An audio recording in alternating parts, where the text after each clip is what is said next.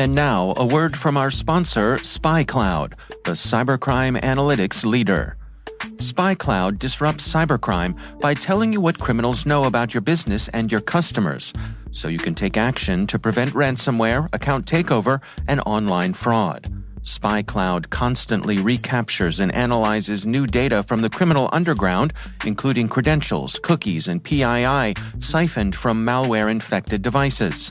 With knowledge of the specific data criminals have in hand from InfoStealer malware on managed and unmanaged devices, security teams can respond with a more efficient and effective process called post-infection remediation. Get SpyCloud's post-infection remediation guide outlining the 7 steps for preventing a malware infection from becoming a full-blown ransomware incident. Visit spycloud.com/cyberwire. That's spycloud.com/cyberwire. And we thank SpyCloud for sponsoring our show.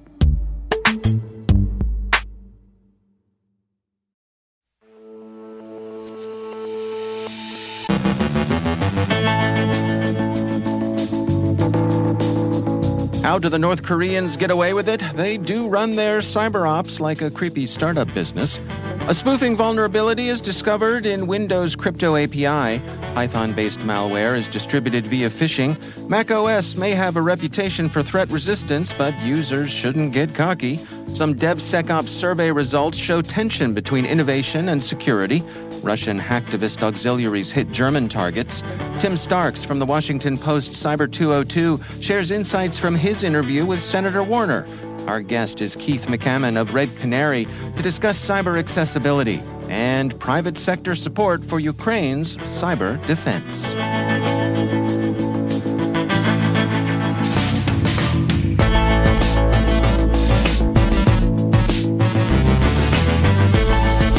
From the CyberWire studios at Data Tribe, I'm Dave Bittner with your CyberWire summary for Wednesday, January 25th, 2023.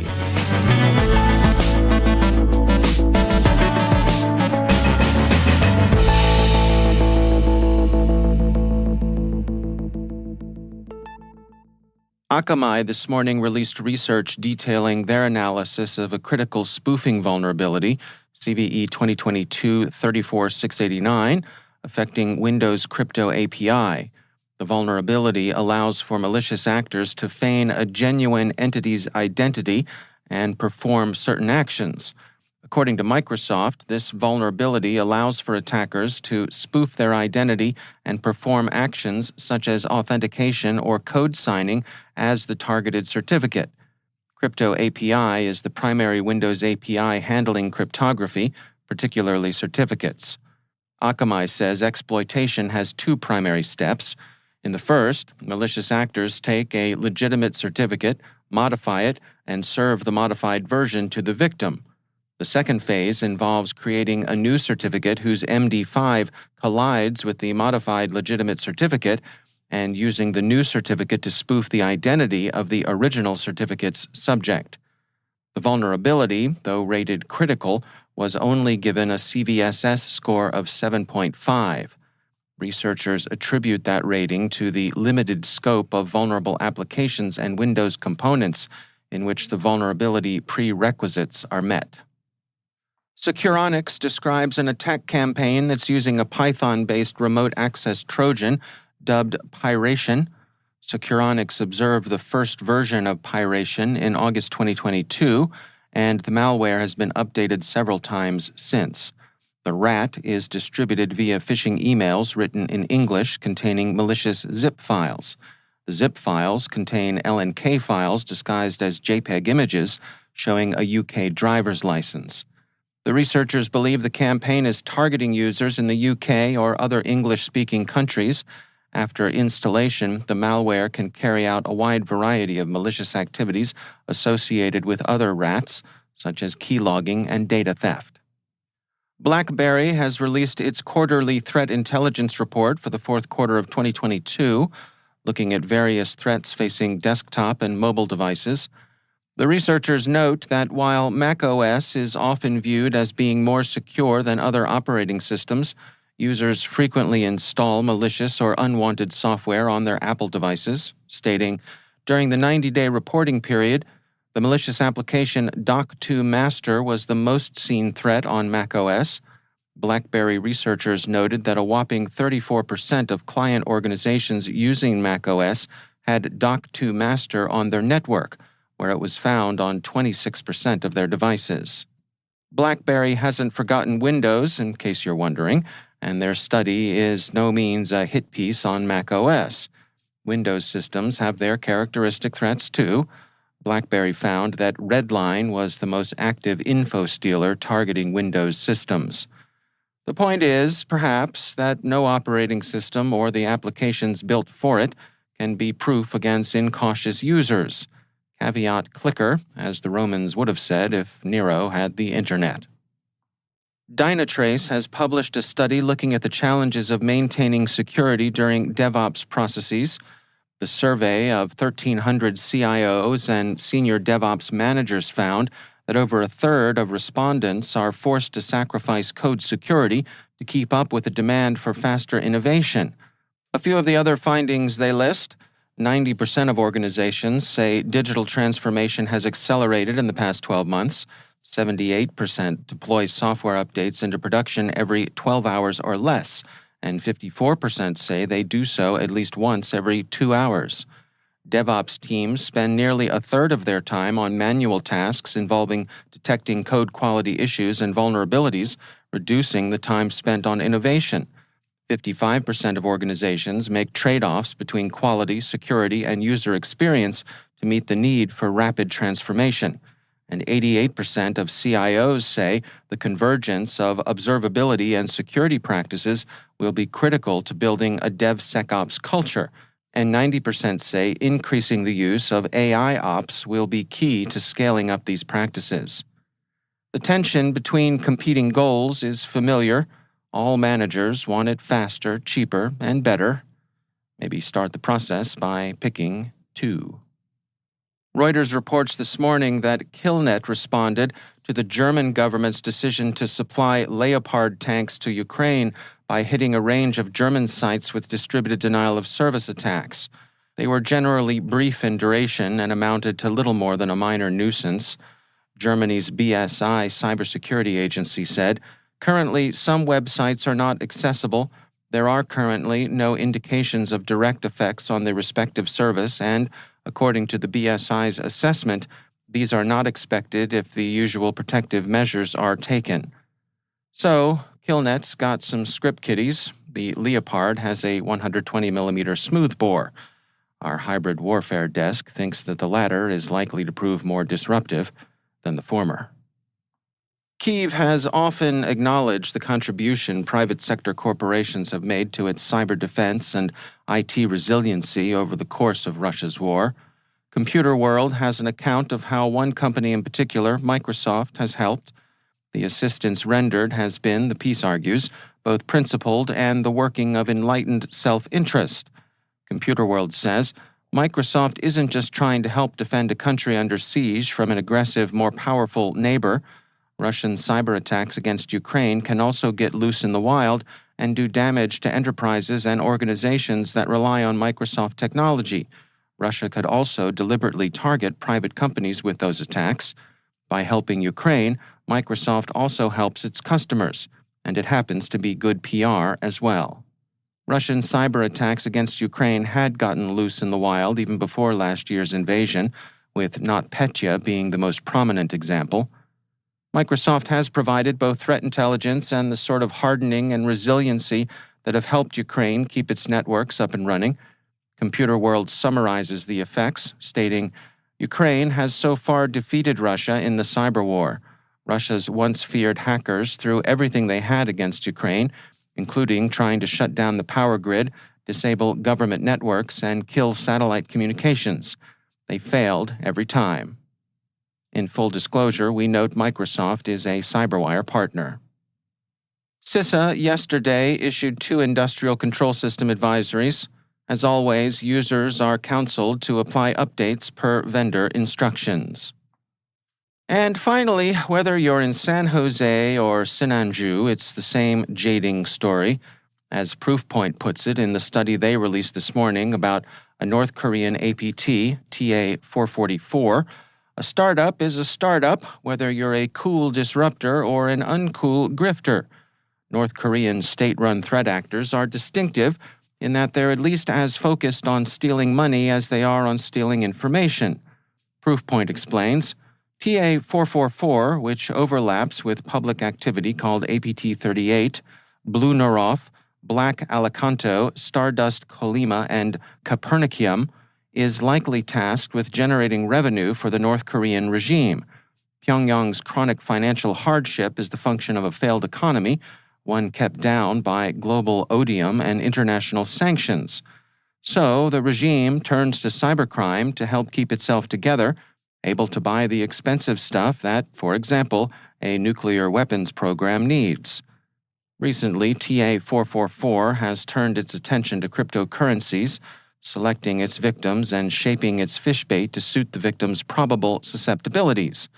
In doing so, the threat actor has been quick and opportunistic in a way that, while morally objectionable, is operationally a good thing from TA444's point of view. They're acting like a startup in their focus on success and their devotion to trying whatever seems likely to work. Proofpoint sourly observes, while we do not know if the group has ping-pong tables or kegs of some overrated IPA in its workspace, TA444 does mirror the startup culture in its devotion to the dollar and to the grind. Who knows? All of that stolen altcoin can't be going to ballistic missile R&D. Your hackers need some R&R, don't they? Proofpoint's got a point here that they don't need to prove. Ping pong and IPAs don't necessarily make for a healthy organizational culture. We've always preferred shuffleboard and a nice goes like those at Full Tilt down the block in Baltimore, where our editorial staff hangs out. Ping pong and IPAs? Come on, Pyongyang. You're not competing in Barmageddon. Show some self-respect, Mr. Kim. I mean, you're supposed to be the banner of all victory and glory and not some tacky crypto bro. Or so we hear. We note that in this report, Proofpoint is clearly having a lot of fun, and it's worth a look.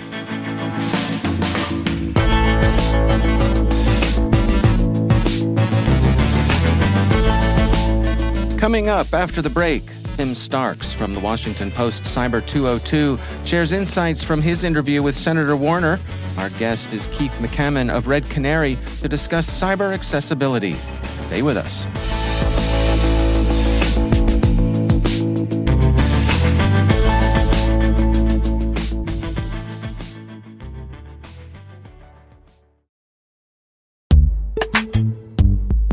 And now, a word from our sponsor, Barracuda. Right now, everyone is talking about cryptocurrency, and the cyber criminals are hiding in the conversation. Cyber criminals use social engineering loaded with urgency and fear to successfully prey on your company, your employees, and your customers. Spear phishing is just one of 13 types of email threats. Barracuda has identified these 13 types and shows you how you can protect your company, your customers, and your reputation. Find out about the 13 email threat types and Barracuda email protection. Get your free ebook at barracuda.com/cyberwire. And we thank Barracuda for sponsoring our show.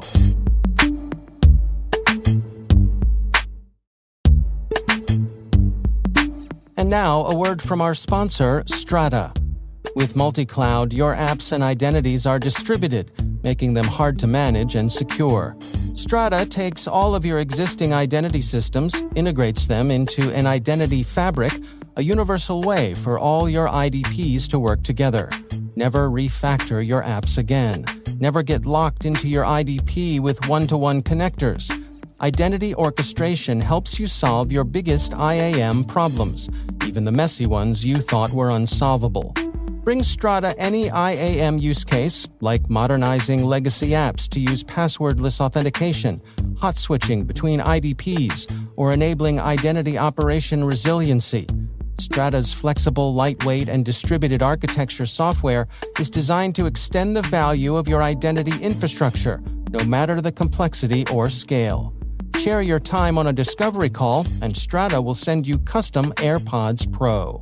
The multi-cloud identity wave is here, and you can ride it with Strata. Ready to learn more? Visit strata.io/cyberwire. That's strata.io/cyberwire. And we thank Strata Identity for sponsoring our show.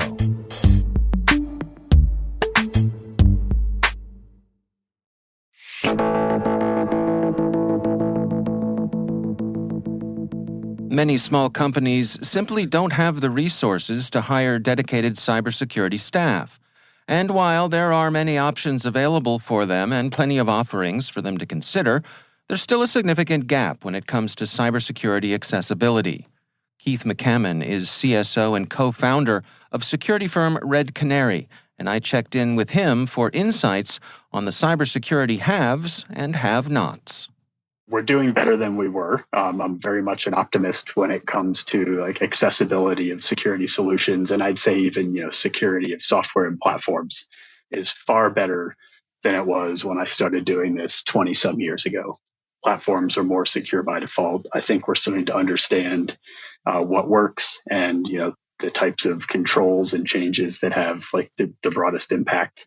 That said, at the lower end of the market, the small and mid enterprise, the cost of some of those solutions still exceeds what they're willing to or can support paying. So we definitely have some work to do when it comes to particularly like starting at the smallest enterprises or businesses and moving up right into what we think of as the traditional enterprise with thousands of employees. And is this primarily an issue of expense here, or is it? I mean, we all know cybersecurity people are expensive to hire. Expense is one component of it. I think there's two things. Like the very kind of zooming out, the first thing folks have to do is have an understanding of like the problems that they're most likely to face, and the fact that they're likely to face them. And so helping folks to, we say things like threat modeling, and we talk about threat intelligence. And when you're dealing with a mature enterprise, and you're talking to peers and other information security professionals, those words resonate and they make sense. That's not something you should expect someone in a small or even some, most mid-sized businesses to understand. And so one component is the expense of hiring people. But I'd say if you back up from that, it's just, helping to do a better job educating folks, helping them understand like the threats that they're most likely to face, where and how those things are most likely to materialize, and the likelihood that those things are going to happen to them. Right now, when we think about things like threat modeling and threat intelligence, we tend to think of those by default as being very organization specific. The one thing that we need to help folks understand before they start to do that calculus with respect to hiring people or bringing on board services is just helping them understand that baseline threat model that we all share, right?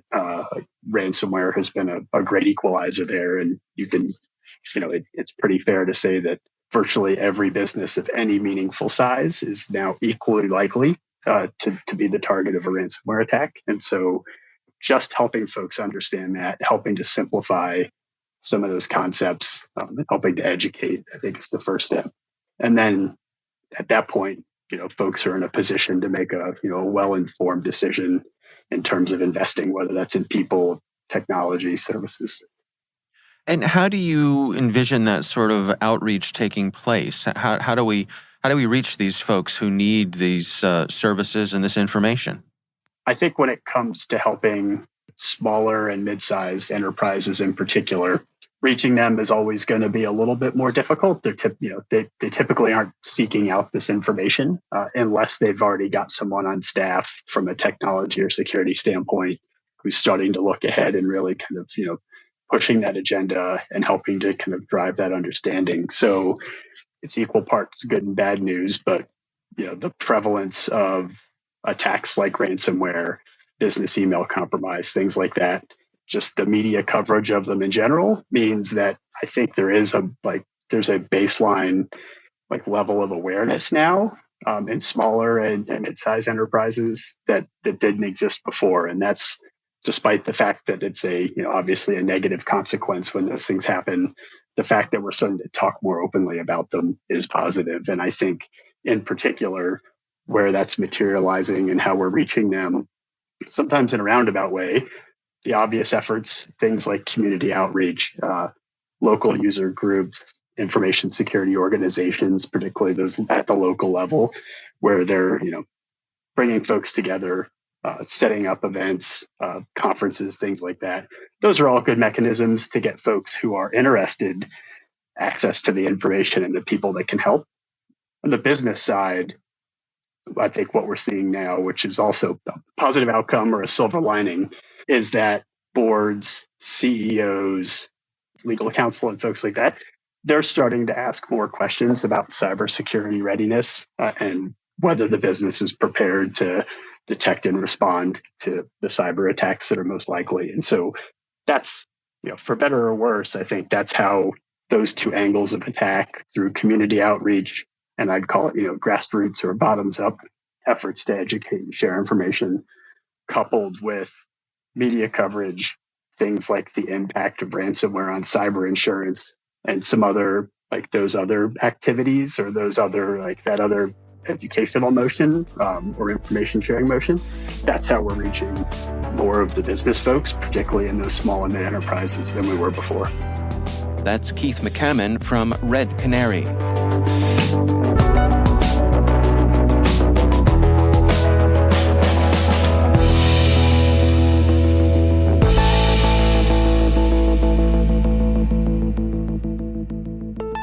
And joining me once again is Tim Starks. He is the author of the Cybersecurity 202 at the Washington Post. Tim, always great to welcome you back. Always great to be back. Well, you have, I have to say, a really interesting interview in the 202 this morning. You caught up with Senator Mark Warner. Yeah, kind of an important fellow in the cybersecurity world, especially as it pertains to the Hill. You have him co-founding the Senate Cybersecurity Caucus, which he still leads, and the Senate Intelligence Committee, which he is the chair of. So he has both a focus and an interest and a jurisdiction that matters. Yeah. Well, take us through some of the highlights of the interview here. What are some of the things that caught your attention? So I think some of the things that caught my attention the most were certainly his focus on healthcare and his concern about ransomware attackers going after the healthcare sector and finding the healthcare information. We're talking about the very private information that, were to be posted online would be pretty bad for the organizations they took it from. And it being valuable. It's something that you can reuse in attacks. So he's very concerned about that. One of the interesting elements of that was that he talked about this a little bit in a report where there's just so many agencies that touch healthcare cyber, 16 in all, and he said nobody's in charge, which was an interesting thing I thought for him to say, considering we have the National Cyber Director, we have someone Ann Neuberger at the NSC who does this, we have Jen Easterly, we have the FBI, there's just so many people who are involved, and what he was saying was that even with all of that, it still is not clear who is really in charge. And that's something that we've heard from people on and off. And it sounds kind of wonky and like, oh, it's just moving the boxes, it's personnel stuff. But I think it's important in the cyber world in particular, because if you talk to the private sector, one of the things they say most often is, when I get attacked, I don't know who to go to. And there is an answer from the administration, and it's a coherent answer, but it's a complicated answer. It's not an easy, this is the person. It's for this, you need to go to this person. For this, you need to go to this person. So that was interesting to me. Another highlight was that he seems very interested in exploring some of the things you and I have talked about a little bit before. The whole national security cyber threat overlap where rules of war come into play. One of the things that we've discussed is the NATO Article 5 rule, which says if an attack on one member is an attack on all, therefore you can invite a collective response. That has not been invoked very often. It's only been invoked once that we know of, and it has not been invoked for cyber. So he's talked about wanting to address that and explore that. It's a very complicated and difficult topic to address. So that's interesting. He kind of made news in every piece of the question I asked him. So we could talk about what he said about TikTok. We could talk about what he said about the cyber incident response law.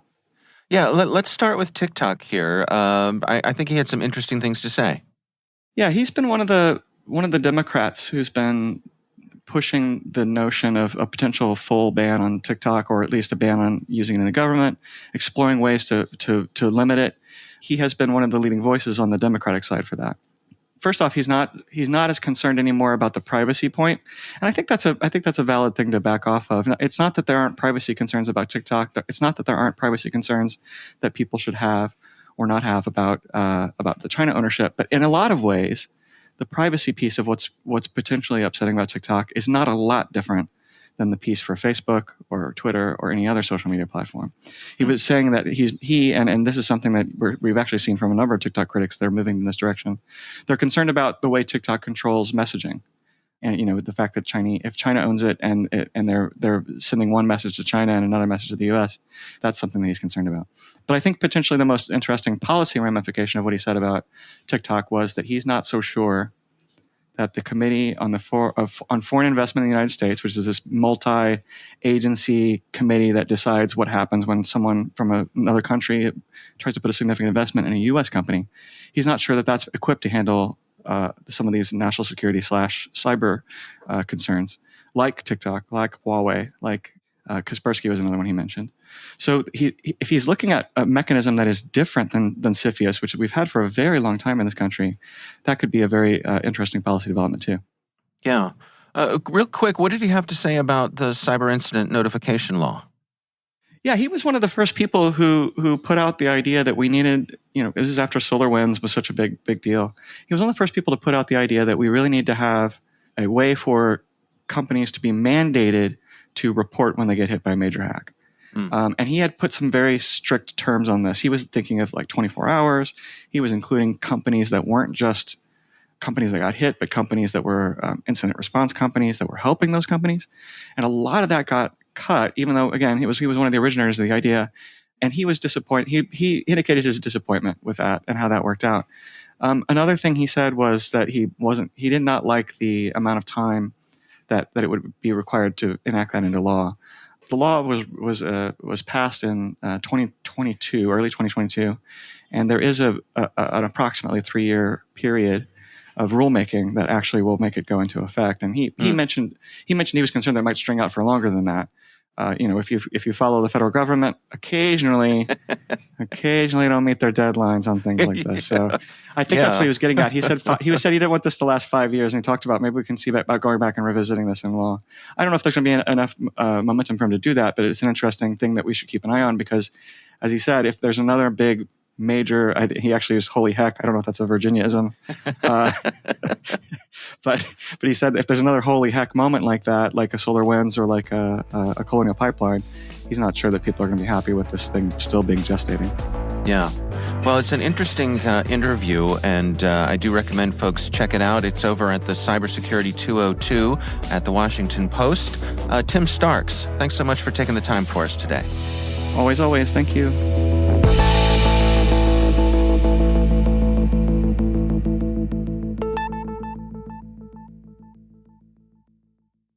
Thanks to all of our sponsors for making the CyberWire possible. Find out more about sponsoring our programs at thecyberwire.com/sponsor.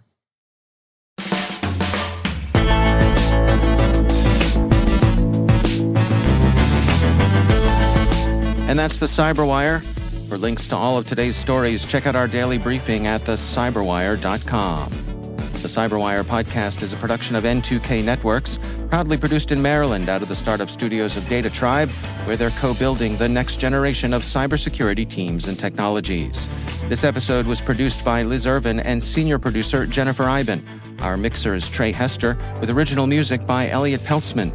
The show was written by John Petrick. Our executive editor is Peter Kilpie, and I'm Dave Bittner. Thanks for listening. We'll see you back here tomorrow.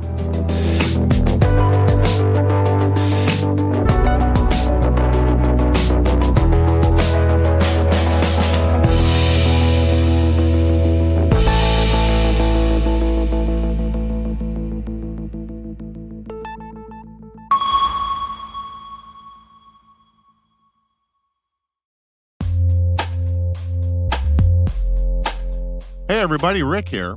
If you're anything like me, you hate commercials. So subscribe to CyberWire Pro and get all of our public podcasts ad-free, as well as our exclusive CyberWire Pro podcasts, briefings, articles, events, and bonus content. Designed for the busy professional, CyberWire Pro cuts through the noise and disinformation, giving you access to actionable reporting, trends, analysis, and insight on global events occurring in the industry, all at your fingertips. Subscribe to CyberWire Pro today for only $9.99 a month, or save with an annual subscription for only $99. That is well worth it to get rid of all of those commercials. Visit thecyberwire.com/pro to subscribe today.